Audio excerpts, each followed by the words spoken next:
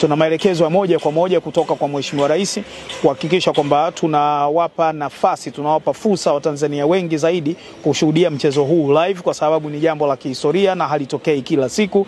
Utaweza kuona katika muda wa historia yote ya Tanzania jambo hili linakuja kufanyika, hii ikiwa ni mara ya 3. Mara ya kwanza ilikuwa mwaka 93 na Simba, mara ya pili ilikuwa mwaka juzi na Yanga. Kwa hivyo kama ambavyo nimesema, tunakuja ni historia. Kombe litakuwa uwanjani na tunategemea Watanzania wengi zaidi. 63,000 sio idadi kubwa sana kulinganisha na population yetu kama nchi, lakini angalau kutakuwa na watu 63,000 ambao wameshuhudia wenyewe kwa macho yao mbungi hii ikipigwa hapa. Na hata inatia raha pia kuona hata kama umekaa nyumbani kwenye TV, mbungi inapigwa kwenye uwanja ambao wewe unakuja kuangalia mechi nyingine kadhaa hapa, lakini inachezwa mechi ya kiwango hiki ambako inakwenda kuchezwa. Kwa hiyo maelekezo ni ya moja kwa moja kama nilivyosema.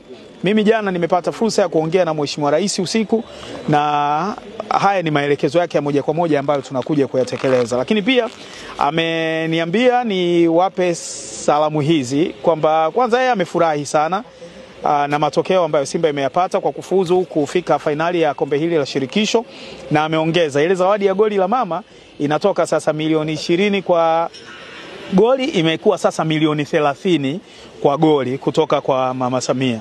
Lakini pia uwekezaji mkubwa kama ambao ulifanyika kwa klabu hii ya Simba kwenye mchezo wa nusu fainali wakati tunakwenda kucheza kule South Africa, na hali hiyo itakuwepo wakati wa mchezo huu. Sijapata numbers na nini ambacho serikali itakifanya moja kwa moja, ni lazima ni jambo la kukaa na kuona Simba wanahitaji nini kwa wakati huu, lakini mimi niwahakikishie sisi hatutakuwa kipingamizi, hatutakuwa kizingiti, na tutahakikisha yale yote ambayo sisi tunaweza kuyafanya kama serikali kuwarahisishia, kuwafanyia Simba mazingira ya ushindi yawe rafiki, tutayafanya kwa uwezo wetu wote ili Simba wabaki na shughuli moja tu ya kuhakikisha wanabakisha kombe hili nyumbani.